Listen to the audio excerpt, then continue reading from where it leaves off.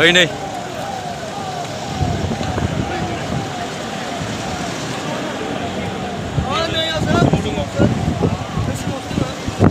ओइ नै जगदीश मुखी सङले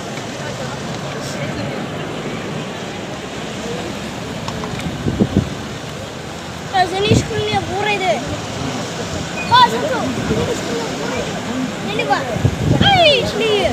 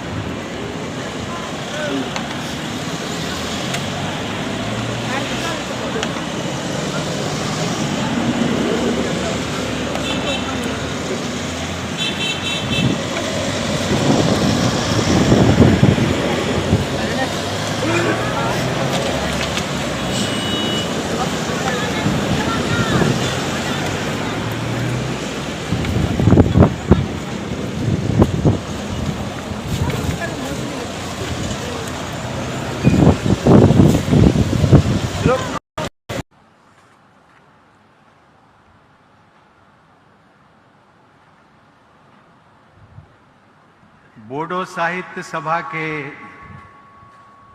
61वें वार्षिक सम्मेलन में प्रमुख रूप से उपस्थित असम के राज्यपाल प्रोफेसर जगदीश मुखी जी, असम के मुख्यमंत्री डॉक्टर हिमंत बिश्व शर्मा जी, सिक्किम के मुख्यमंत्री श्री प्रेम सिंह तमंग जी, मेघालय के मुख्यमंत्री श्री कॉनराड संगमा जी, विधानसभा के अध्यक्ष श्री विश्वजीत दैमारी जी, असम के कैबिनेट मिनिस्टर श्री यूजी ब्रह्मा जी, राज्यसभा सांसद Shri Rwngwra Narzary ji, Bodoland territorial council के chief executive member Shri Pramod Boro ji, Sahitya Sabha के सम्मेलन के अध्यक्ष श्री तोरेन बोरो जी, बोडो साहित्य सभा के महासचिव श्री प्रशांत बोरो जी, ऑल बोडो स्टूडेंट्स यूनियन के अध्यक्ष श्री दीपेन बोरो जी, अन्य विशिष्ट अतिथिगण, इस पंडाल में उपस्थित सभी देवियों, सज्जनों और नौजवान साथियों, खुलुमबाय।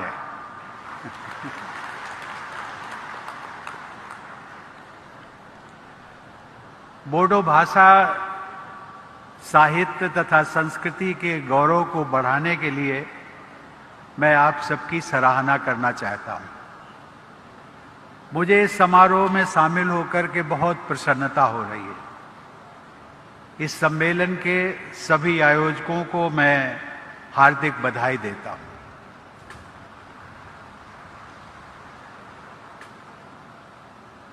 और इस सम्मेलन में जो आप लोग आए हैं, आने वालों का अभी तांता लगा हुआ है। मैं बाएं तरफ अपने देख रहा था कि अभी भी लोग आ रहे हैं और मुझे लगता है कि जाने वाले कम है, आने वाले अधिक है। एक चीज मैंने और ऑब्जर्व की, बाएं हाथ पर जो बैरिकेड्स लगे हुए हैं, प्रातः जब कार्यक्रम शुरू हुआ तो बैरिकेड्स के बीच में, बैरिकेड से आगे हट करके बहुत सारा गैप था और पश्चात में देखता गया कि लोग आते गए और विशेष करके हमारी बहनों, बेटियों में इतना उत्साह दिखा कि उनको जो हमारे वॉलंटियर्स थे उन्होंने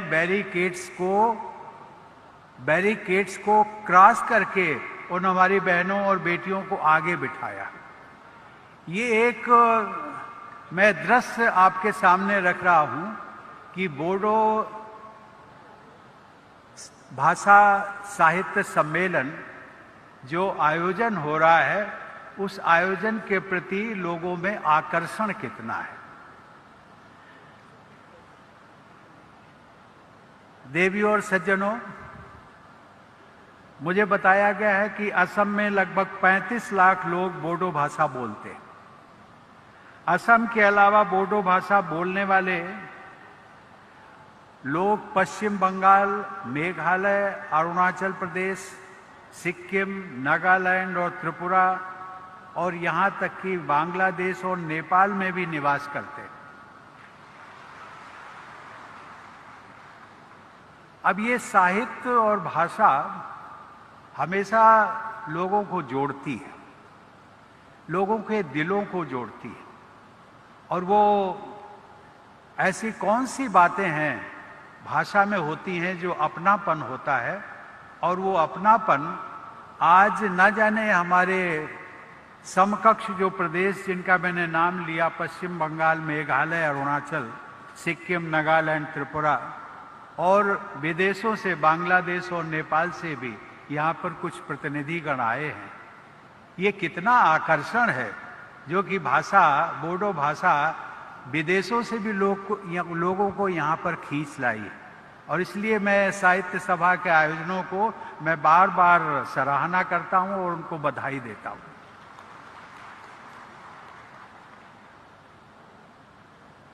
आप सब लोगों ने देखा, मुझे भी देखकर प्रसन्नता हुई कि सिक्किम तथा मेघालय के मुख्यमंत्री भी इस समारोह में उपस्थित हैं।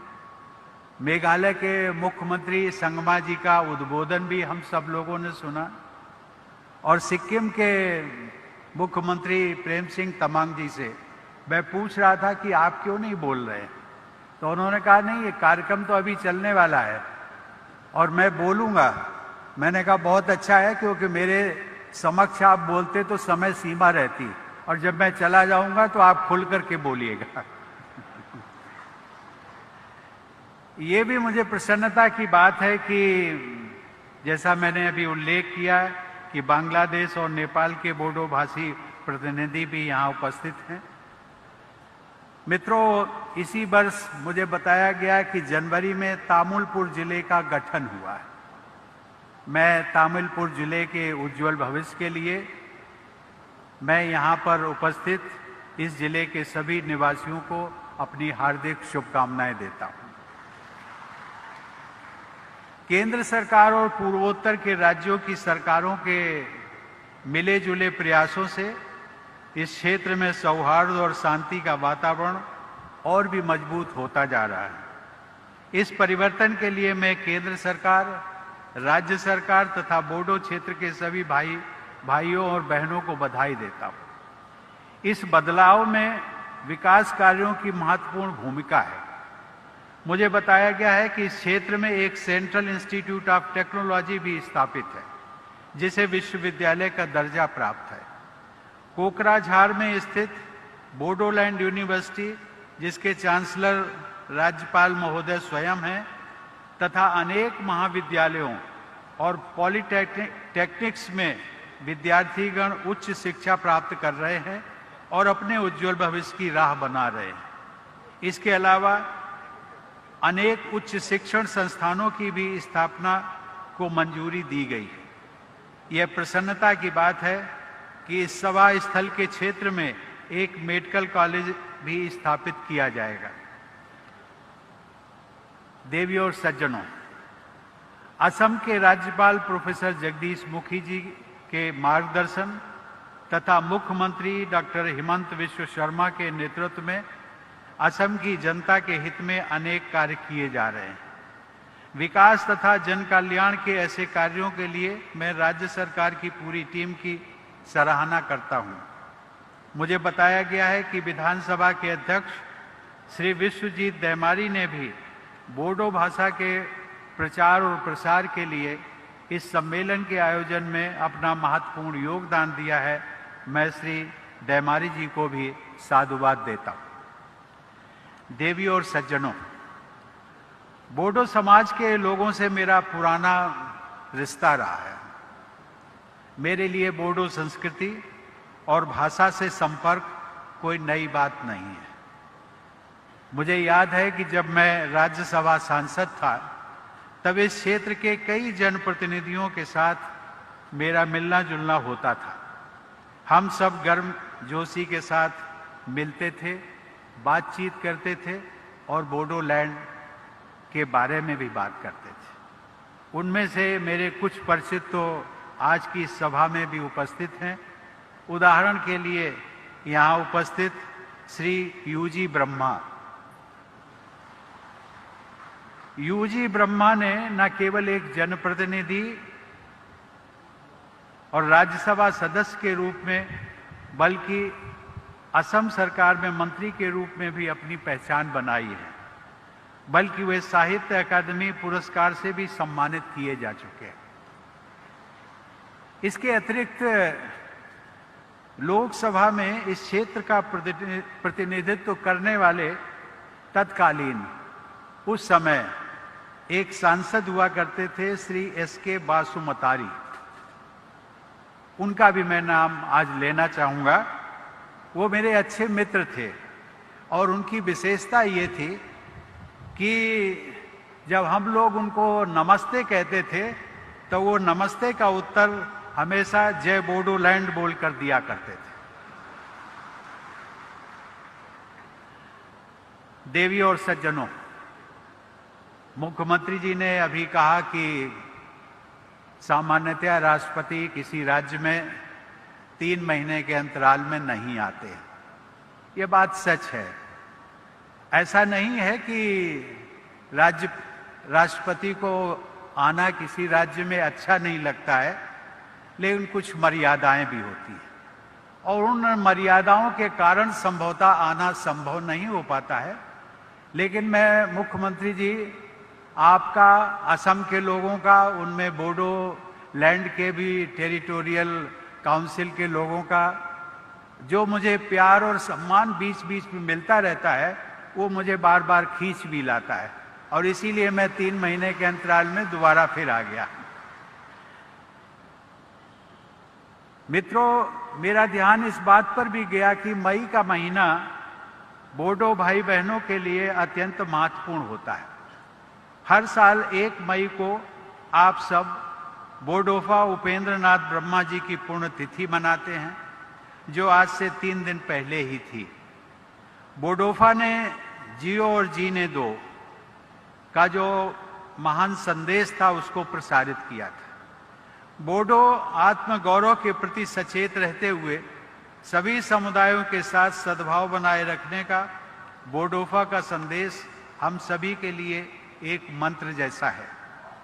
मैं उनके संदेश को उन्हीं के शब्दों में ठीक ठाक तो नहीं कह सकता, लेकिन उनके संदेश को बोडो भाषा में दोहराने का प्रयास जरूर करूंगा।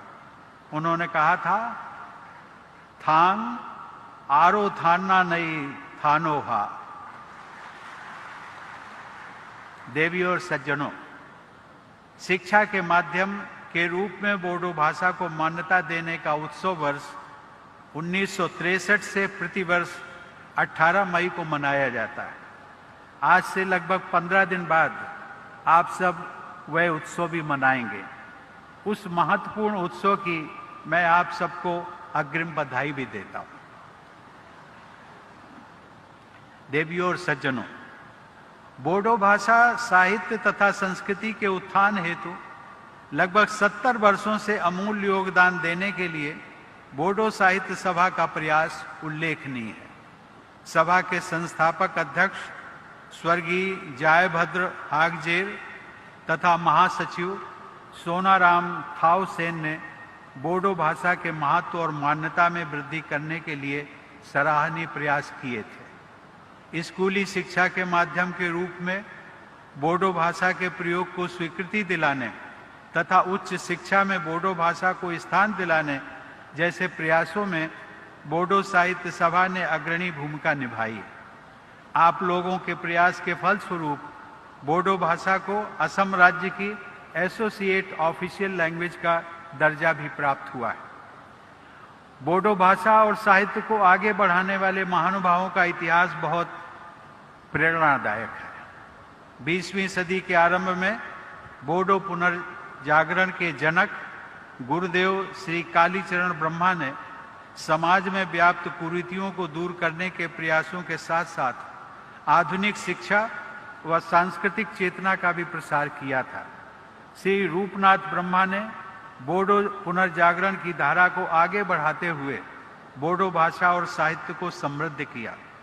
बोडो भाषा और साहित्य के विकास में बीबर नामक पत्रिका का भी बहुत महत्वपूर्ण योगदान माना जाता है, जिसका प्रकाशन आज से लगभग 100 वर्ष पहले सन 1924 में शुरू हुआ था। उसके संपादक श्री सतीश चंद्र बासुमतारी ने उस पत्रिका के माध्यम से बोडो समाज, भाषा और साहित्य में एक नई जागृति उत्पन्न की थी। देवियों और सज्जनों, श्री मदाराम ब्रह्मा ने बोडो नाटक और कविता के साथ साथ शिक्षा और समाज सुधार के क्षेत्र में अपनी छाप छोड़ी थी।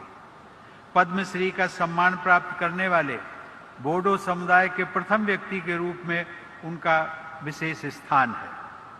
साहित्य अकादमी पुरस्कार से सम्मानित श्री विजेंद्र कुमार ब्रह्मा बोडो साहित्य सभा के अध्यक्ष भी रहे। प्रखर सामाजिक चेतना से युक्त साहित्य की रचना करने वाले तथा बोडो साहित्य सभा के पूर्व अध्यक्ष डॉक्टर कामेश्वर ब्रह्मा को सन 2016 में पद्मश्री से सम्मानित किया गया था। सन 2005 में साहित्य अकादमी पुरस्कार से सम्मानित डॉक्टर मंगल सिंह हाजोवरी को वर्ष 2021 के लिए पद्मश्री से अलंकृत करने का सुअवसर मुझे भी प्राप्त हुआ था। इस संदर्भ में मैं ये भी कहना चाहूँगा कि मंगल सिंह हाजोवरी और नीलकमल ब्रह्मा जैसे अनेक बोडो रचनाकारों ने पर्यावरण को बचाने की चिंता से प्रेरित रचनाएं की हैं। मानवता के समक्ष उपस्थित ऐसी गंभीर चुनौती के विषय पर लेखन करना बोडो साहित्य की प्रासंगिकता का प्रभावशाली उदाहरण है। बोडो साहित्य को अनेक रचनाकारों ने समृद्ध किया है, जिनमें से समय के अभाव के कारण कुछ नामों का ही मैंने उल्लेख किया है। देवियों और सज्जनों, बोडो और असमिया भाषाओं